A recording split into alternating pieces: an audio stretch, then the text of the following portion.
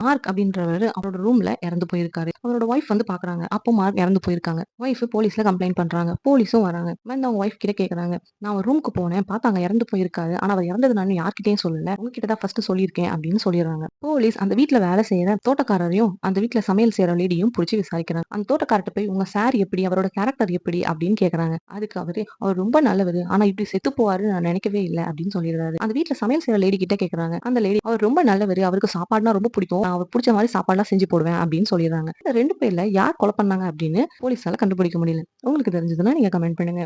கரெக்ட்டா கமெண்ட் பண்றவங்க கமெண்ட்ட நான் பின் பண்ணி வைக்கிறேன். Your time starts now.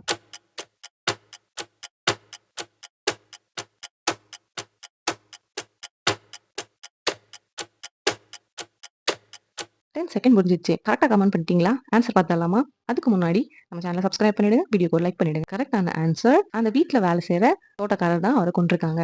Sir எப்படின்னு சார பத்தி தான் விசாரிச்சாங்க. சார் இப்படி செத்து போயிட்டாரே அப்படின்னு அவராவே சொல்லி மாட்டிக்கிட்டாரு. அவங்க ஒய்ஃப் அவர் இறந்து போனத போலீஸ் கிட்ட மட்டும் தான் கம்ப்ளைண்ட் பண்ணாங்க. வேற யார்கிட்டயுமே சொல்லல. மார்க்க கொன்னது அந்த வீட்ல வேலை செய்ற தோட்டக்காரர் தான். கரெக்ட்டா சொன்னவங்க எல்லாருக்கும் கங்ராட்ஸ். You are brilliant.